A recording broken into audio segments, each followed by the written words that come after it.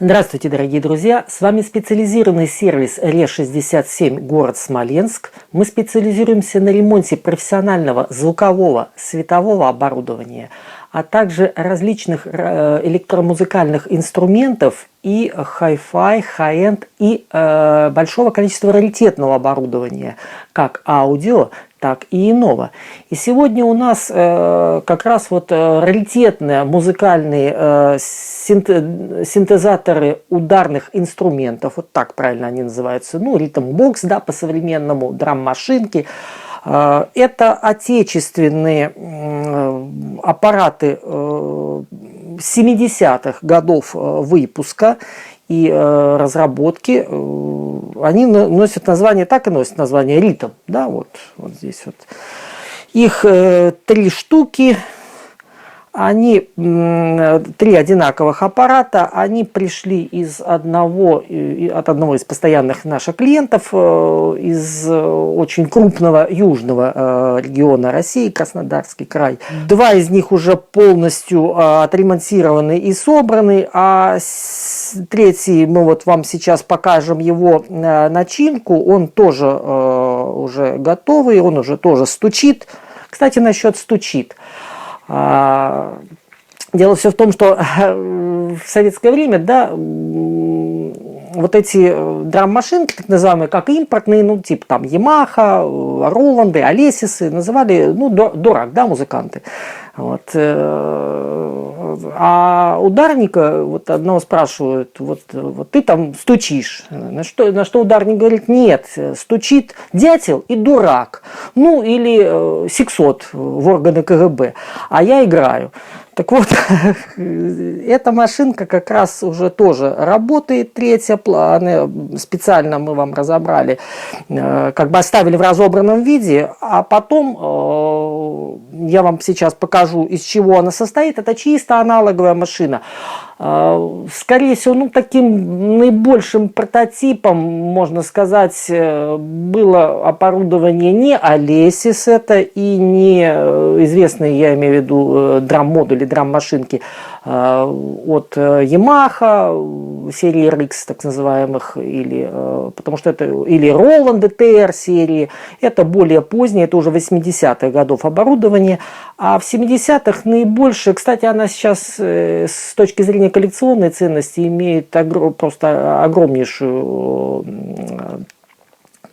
ценность. Это оборудование фирмы Linn, драм-машинки фирмы Linn, они во всем мире до сих пор при написании музыкальных, ну, называем так сейчас, треков, да, так называемый low-fi, хотя звучание совсем не low-fi, чисто аналоговые, ну, от компании Linn, очень-очень похоже. Я не могу сказать точно, откуда мы спрототипировали данную технику, но идея была, вот, наверное, скорее всего, от Линнов. Они полностью аналоговые, управление у них полностью аналоговое, я вам сейчас прямо по платам покажу.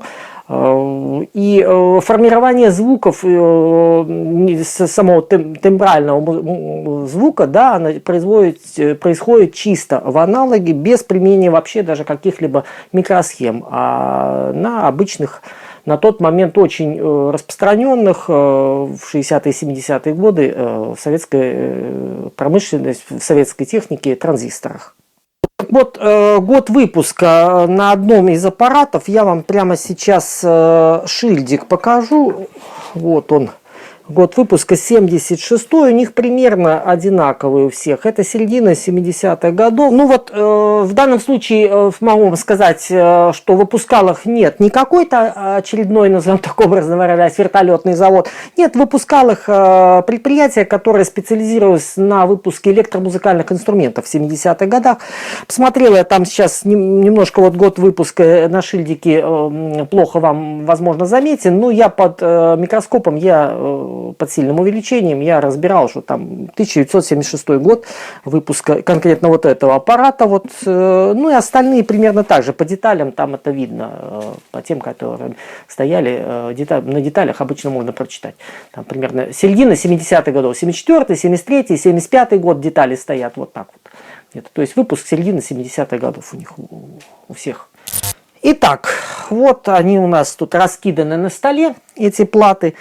Коротенько я вам просто, чтобы вы представляли, что это, из чего состоит хотя бы примерно эта машина. Она проста, вроде кажется, господи, проста как умывальник, как мы выражались в юности, но все равно. Итак, коротенько, вот она состоит из раз, два, три, четыре, из модуля блока управления с кнопками, это как бы 4 платы и блок управления с кнопками. Я потом вам чуть-чуть повыше его переверну, покажу с той стороны. Итак, самое главное, основная, вот эту плату я хочу заострить ваше внимание, потом мы кусочек даже технической документации там врезочку сделаем. Вот это непосредственно генераторы, вот видите, на одновибратора, методом одновибратора, да, стоят транзисторы, 6 генераторов у него, раз, два, три, 4, 5, 6. Они тоном отличаются, да, то есть, соответственно, у бочки, допустим, большой барабан, бум, да, у него самый низкий тон, у него один, у сольного там, у него другой, да, у тарелочки шумовые, щетки, тарелки, это шумовые, вот эти, да, эффекты, они, другие генераторы отличаются, они, конечно, номиналов, прежде всего, определенных задающих радиокомпонентов. Дальше стоят мультивибраторы, которые переключают, вот следующая плата, опять же на транзисторы. Видите, транзисторы используются обычные германиевые, на тот момент очень-очень распространенные, разработанные где-то транзисторы в середине, во второй половине 60-х годов в Советском Союзе. Транзисторы МП-42, вот эти германиевые, эти транзисторы черненькие на плате, они МП-103, это кремниевые уже транзисторы, ну опять же тех же лет разработки, 60-х годов, ну, не знаю, прототипированные тоже. Естественно, они все имеют и импортные прототипы. Вот. Кстати, насчет транзистора, вот здесь вот, когда машина, вот именно конкретно этот блок восстанавливался, у него ну, техническое состояние не было сильно залитое, назовем так, восстановление, но у него тут ремонтировали один из транзисторов касаемой как раз низкочастотной вот этой бочки, бум-бум-бум, да, он был заменен современным, ну, по той же структуре, то есть той же структуры, той же, как бы, тоже кремниевый транзистор, современный, стоял импортный какой-то там дорогой. И при включении, ну, звучало это вот, ну, как-то не очень, да, как-то пук-пук-пук-пук, вот, как курица, кудахтает как-то. Я просто, у меня было с чем сравнить, уже те два готовые были, а этот как бы последний был, думаю. Поставил оригинал, вот этот вот транзистор конкретно, вот касаемо, вот он, этот, назовем так, блок, этот узел отвечает за низкочастотный, как раз за бочку за это. Вот эта бочка сразу поставил оригинал, все стало на место. Бочка стала звучать как бочка, а не как я выражаюсь. Ну, может, мы это, конечно, вырежем, как наевшийся гороха ребенок, да? Дальше вы поняли. Вот. С импортным транзистором вот звук был, и бог такой. Вот. А не то, что должно быть на самом деле. Так, дальше плата, вот эта плата, ну это сумматор, непосредственно микшер, который сводит в одну кучу, назовем так, вот шумовые и низкочастотные эти генераторы, вот. И тут же находится выходной усилитель на наушники, у него вот он усилитель, он трансформаторный, да, он на транзисторах собран с трансформаторным выходом для подключения обычных наушников типа там очень популярных телефоны, да, такие обычные телефоны, не помню, как они, тон 2 что ли назывались, да. То есть не стереофонические наушники, а в моноформате обычном они, то есть подключались, обычные телефонные наушники такие, да, использовались. С телефонной обычной такой же вилкой, вот, которые на тот момент очень были распространены, эти наушники тоже. Так, и еще интересно вот эта вот плата, да, сейчас я вам аккуратненько эти платы переверну, чтобы они нам не особо мешали, да, вот так вот. Видите, все собрано жгутами, как будто вертолетный завод, как я выражаюсь. выпускал. Нет, не вертолетный, ну, по крайней мере, весьма очень на тот момент аккуратная сборка. Так вот, вот эта плата, это является непосредственно задающей матрицей. Диодная матрица, диоды. Вот мы видим большое количество германиевых диодов, D9. Вот они вот стоят. Которые, коммутируясь, вот эти вот кнопочки. Сейчас, теперь вернемся вот к этому блоку, как бы управления непосредственно. Вот здесь вот управление пресетами, то есть ритмами, да, вот он. Они переключаются. Вот. Мы их можем переключать в любой последовательности, как бы эти. То есть идея такая, что методом переключения переключателей формируется определенная матрица, на которой от задающего генератора подаются сигналы через вот эти диоды на включение того или иного тона, да, в единицу там времени звучания. Раз, вот так-то у нас. Раз, два, три, четыре. На первую долю там на раз. На раз, два, ну, если берем, да, так, по сольфеджио. Раз, два, три, четыре. Тынь, тынь, тынь. Это бочка бьет. Тынь, тынь, тынь. Да, вот включается на первые доли, везде идут бочки. Да. Все это сделано методом обычной аналоговой коммутации. Никаких микросхем вообще здесь вы не видите. Вот. И здесь же располагаются общие регуляторы. Вот это регулятор у нас громкости, он же с сетевым выключателем, то есть как бы питание через него идет.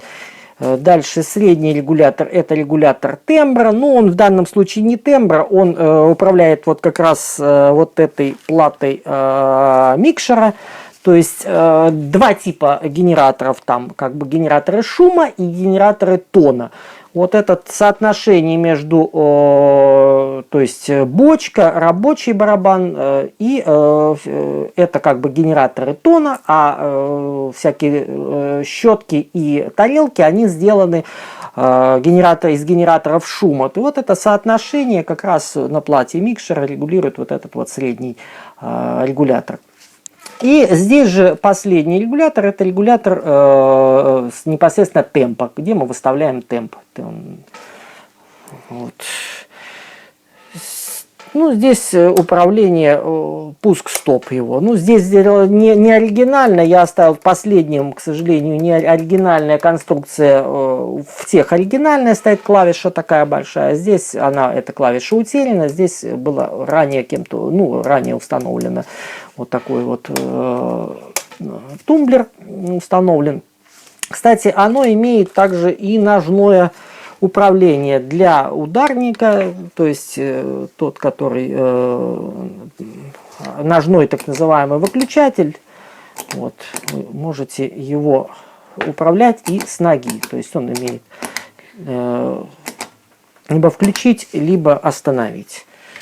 Ну и еще я вам, уже коль машина разобрана пока, я вам просто расскажу, чтобы знали, за что. У него на некоторых платах есть внутри подстроечные резисторы, да, за что они отвечают. Они, чтобы, если вам попадется, вы бездумно не крутили их там, я просто сразу скажу, за что они отвечают, эти резисторы, да. Так, вот на плате микшера назовем так, вот он один, первый подстроечный резистор, вот она плата микшера. То есть непосредственно куда суммируются сигналы с каждого из генераторов. Вот этот резистор отвечает за соотношение между тоновыми генераторами и шумовыми. То есть примерно то же самое, что вы делаете вот этим регулятором, который называется там тембр. Он на лицевой панели написан как тембр. Это грубое соотношение, им оно выставляется. Дальше. Очень важный вот этот вот резистор на самой, назовем так, главной плате, ну, та, которая формирует звук. Вот у него тон-генератор, можно, да, по-современному как-то, да, назвать его тон-генератором, является вот эта плата. Вот этот резистор отвечает за частоту среза встроенного фильтра, ну, чтобы у вас получился барабан на барабан похожий, тум-тум, не просто он там пукал, шлепал, да, а именно вот этим регулятором вы настраиваете частоту фильтра, вернее глубину фильтра среза. Частоту вы не можете там поменять, она задается конденсаторами, как бы, а глубину среза вот этим резистором регулируется именно вот не тон звучания, а глубину. Я не знаю, как правильно с музыкальной точки зрения, наверное, наиболее близкое будет глубину звучания вот этого барабана. Там бум-бум-бум-бум-бум, чтобы он как положено был. На барабан похож. Пусть и электронный. И на последней плате, где мультивибраторы у нас, генератор мультивибраторы стоят, вот этот вот резистор, это он отвечает за грубую настройку темпа. То есть непосредственно вот то, что мы потом регулируем вот этим вот резистором, регулятором с передней панели темп, который... Вот. Ну, что вам могу еще здесь я показать, пока он в разобранном состоянии. Ну, вот, допустим, вот, она не чищена, еще не вымытая, эта панель не отмытая, вот, именно от этого аппарата. Вот, видите, вот он регулятор темп, тембр и громкость с выключателем. Вот. И могу вам показать, как внешне выглядит его вот эта вот коробка. Ну, она уже здесь, это коробка с как бы днищем, которого не было, днище тоже изготавливали. Вот так вот выглядит вот эта вот коробка. Все это было. Каждый аппарат разбирался полностью. Один из аппаратов был сильно поврежден, назовем так. Ну, он хранился, скорее всего, в не очень хорошей, где-то в сильной сырости. Конечно, там, да. Транзисторы в одном из аппаратов, вот эти вот, были заменены просто тупо все. Потому что то, что я называю ноги, отгнивают не только у позолоченных, и у этих на раз, два, три. На современные, на оригинальные, такие как и на новые оригинальные транзисторы, все были просто заменены. Ну, собственно говоря, наверное, и все. А дальше аппаратуры, когда 3 аппарата будет полностью, я их соберу, вот этот вот, мы вам снимем непосредственно, я покажу каждый из них, и мы даже сэмплики себе запишем для того, чтобы где-нибудь, возможно, их когда-нибудь и применить в работе. Итак, все 3 аппарата собраны. Я сейчас быстренько покажу основные органы управления этими драм-машинками ритм. И параллельно у нас запишутся сэмплы, ну, где-нибудь для дальнейшего использования. Мы, конечно, их в своих работах используем. Аппараты каждый, еще раз повторю, они аналоговые, чисто с аналоговым даже управлением у него, чисто кнопочным, назовем так, без применения каких-то специализированных микросхем и так далее. Все реализовано на дискретных элементах, о чем я вам выше уже подробно показал там на платах, на примере одного из приборов. Итак, параллельно у нас запишутся, говорю, сэмплы, которые мы где-нибудь когда-нибудь используем. Они очень близки, но так как техника аналоговая, конечно, и звучание в одних и тех же положениях ручек, регуляторов, оно чуть-чуть у каждого аппарата, оно, естественно, свое. У нее чуть-чуть оно, конечно, отличается. Это не чисто цифровая техника, которая имеет программное обеспечение, все одинаковое. И, конечно, они все будут звучать одинаково. Итак, прямо сейчас вот я вам вернее, я вам включу. Все 3 аппарата подключены через микшер у меня одновременно сейчас, чтобы я мог к любому из них обратиться и включить его в работу. Ну вот, смотрите, первый включаем. Вот, у нас пошел ритм, он записывается. Вот. Я выставил специально сейчас одинаковые настройки. Это вот у нас пресет Foxtrot стоит с одинаковыми настройками. Теперь переходим в второй аппарат, включаем его. Вот он второй у нас работает. Я примерно и значение темпа выставил одинаковое. И третий аппарат. Вот это третий аппарат.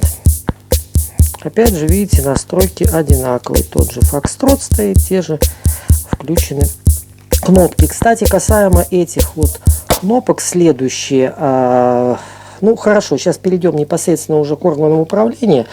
Итак, вверху у него вот этот длинный ряд на каждом аппарате черный, ну я на любом, например, допустим, на этом покажу вам. Длинный ряд черных кнопок — это непосредственно выбор ритмов, пресетов так называемых, ну по импортному, да, если говорить, это вот фокстрот, они переключаются, кнопки эти с независимой фиксацией, вернее с зависимой фиксацией данные кнопки, то есть предыдущая кнопка отключается при нажатии следующей. Ну, включать их, понятно, можно, естественно, в любой последовательности. Вот. Итак, единственный нюанс, обратите внимание, значит, вот у нас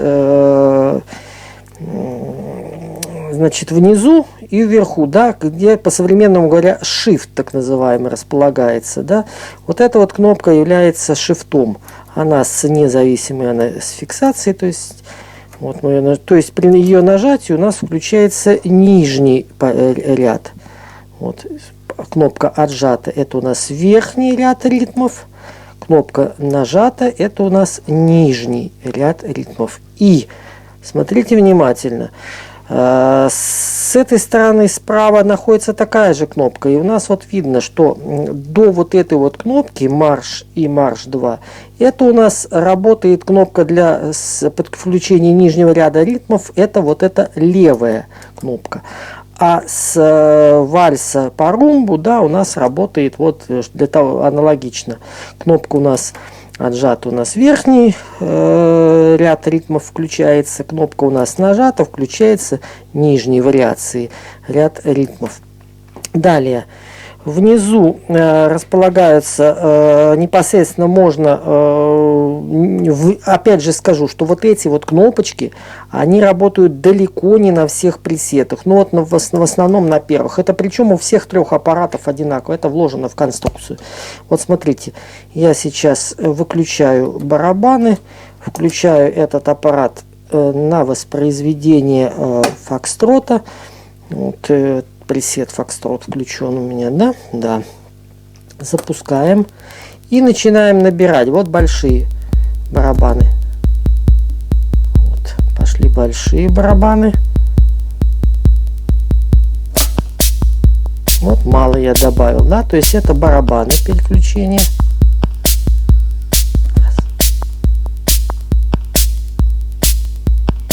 И теперь я добавляю в нижний ряд, в кнопке фиксируемые, добавляю, допустим, тарелки.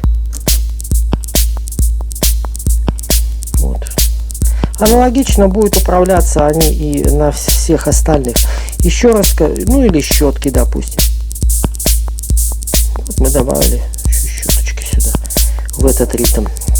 Но эти кнопки работают далеко не на всех пресетах. Если я выберу пресет какой-нибудь там рок, вот что у него заложено, они видоизменения будет какие-то, но не такие. То есть, вот, допустим, я убрал, а басовый и барабан сольный у нас он остался. Это нормально, это. То есть вот эти кнопки управления барабанами, вот то, что подписано, то есть тональными сигналами, и из щетки тарелки, это то, что из генератора шума сделано, они работают только, вот я знаю, насколько это вот фокстрот и свинг, то есть вот на этих двух пресетах. Это причем одинаково на всех трех машинах. Это, то есть это с завода. Ну, опять же, вот смотрим, вот этот тембр, да, вот я сейчас добавил эти щеточки больше, сильнее, да, то есть соотношение между тональным и шумовым генератором, либо можно вот так.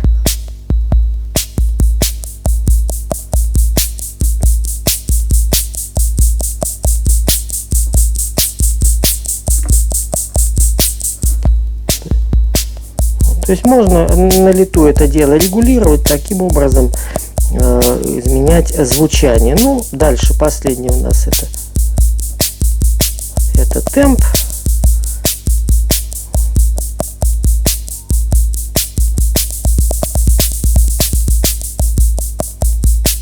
И это громкость. И здесь же находится сетевой выключатель. Вот если мы до упора, щелчок, аппарат выключился электрически из сети. Включили, аппарат включился. И вот мы. Кстати, он, если был в выключенном состоянии, вернее, во включенном состоянии, он войдет в предыдущее состояние, в котором он был до отключения из сети. То есть, если... Да, дальше. Клавиша старт-стоп основная, которая на передней панели. Кстати, если вот так вот по ней щелкать, будет срабатывать низкочастотный барабан. Но это только на этом аппарате в основном. На тех клавишах немножко по-другому там реализовано. Вот здесь будет это срабатывать. То есть, если просто легонько по нему, по аппарату стучать. Так, так вот, это клавиша старт-стоп. Но у каждого из аппаратов есть также ножной контроллер. Вот смотрите. Вот такая кнопка. Здесь она старая, в более других аппаратах более современная, новая установлена кнопка. Единственное, что здесь нет никакой индикации, в каком она положении, поэтому для того, чтобы правильно определить, вот, обязательно должен быть, чтобы сработал ножной контроллер. То есть, если у вас на передней панели выключено в режиме стоп стоит, да, то ножной контроллер, хоть непонятно, мало того, что непонятно в каком положении, не видно находится, да, нет никакой индикации его. Плюс к тому же ничего происходить не будет. И вот только тогда, когда мы включаем этот, вот тогда начинает, вот он, видите, я остановил ножным контролем. Вот я его включил. Ну вот, собственно говоря, и все. И, соответственно, это то же самое в этих же аппаратах. Точно так же. Ну, давайте тут какой я. Ну, допустим, ROG 3 я включу. Такой же пресет.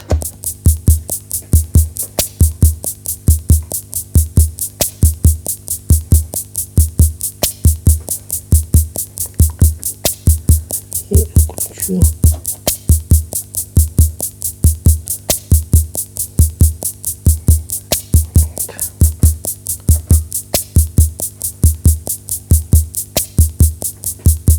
Ну и этот аппарат еще раз покажу, то есть то же самое все. Это тембр, это темп,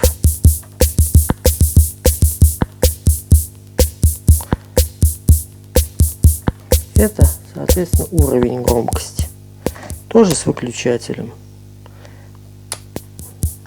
И он также пройдет.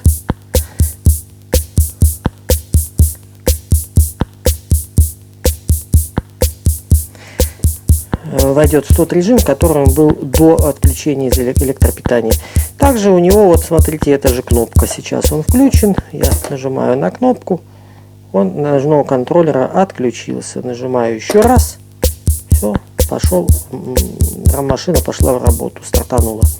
Опять же, плохо, что да, нет никакой индикации. Но это не предусмотрено изначально конструкцией, даже вот оригинальная. Вот она это стоит. Изначально здесь, к сожалению, индикации никакой, в каком положении находится ножной контроллер, не видно и не совсем понятно. Давайте в этом вам покажу тоже работу ножного контроллера. Вот это пилен какой-нибудь другой. Пресет. Вот, смотрите. Вот он выключился. Этот у нас опять же во включенном состоянии обязательно должен быть. Не в режиме стоп, потому что в режиме стоп, видите, ничего не будет происходить. А вот он, я его включил, он начинает работать. Вот выключенный, вот включенный. Ну, собственно говоря, что вам тут еще интересного, особенно повнимательнее. Ну, давайте с этим. Но здесь нет, к сожалению, оригинальной клавиши. Здесь этот узел был полностью демонтирован. Вмонтирован вот такой вот тумблер, но он также будет тоже. Вот он во включенном состоянии, когда вверх, да. Вот опять будет работать этот ножной контроллер. Вариации. Ну вот смотрите, сейчас факс включен. Ну, допустим, какой-нибудь я переключу другой ритм. Так. И запущу машину вам. Так. Ну вот, допустим, босанова. Вот теперь смотрите, нажимаем клавишу Shift, и он меняется. Здесь босанова 2, то есть видите, здесь две вариации одного и того же ритма. Вот. Просто босанова, вот, как бы верхняя без шифта и с шифтом нижняя. И в ритме это тоже уже видоизменения есть. Так все предусмотрено. Ну, собственно говоря, наверное, и все, что я вам хотел здесь рассказать. Да, сэмплы мы записали. Ну, давайте я вот этого аппарата еще раз запишу сэмплы. Так.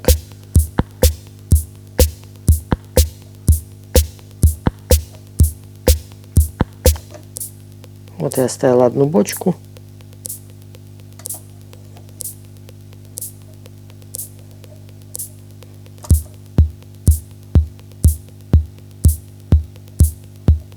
Теперь двойную бочку даю.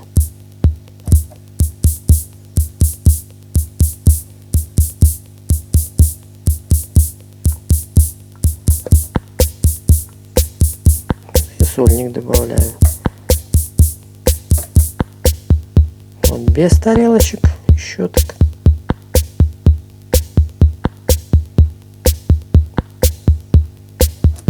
И добавляю. Тембром регулирую.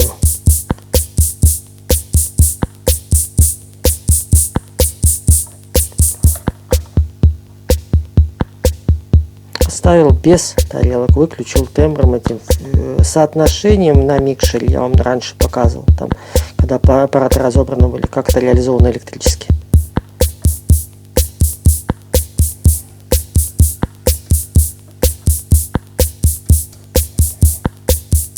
Ну и достаточно. Ну, собственно говоря, наверное, и все. Все. Сэмплы когда-нибудь, может быть, где-нибудь мы этих раритетных отечественных драм-машинок 70-х годов, еще раз повторю, выпуска, они все три примерно середины, там, второй половины 70-х годов выпуска каждая машина. До новых встреч. Всем до свидания.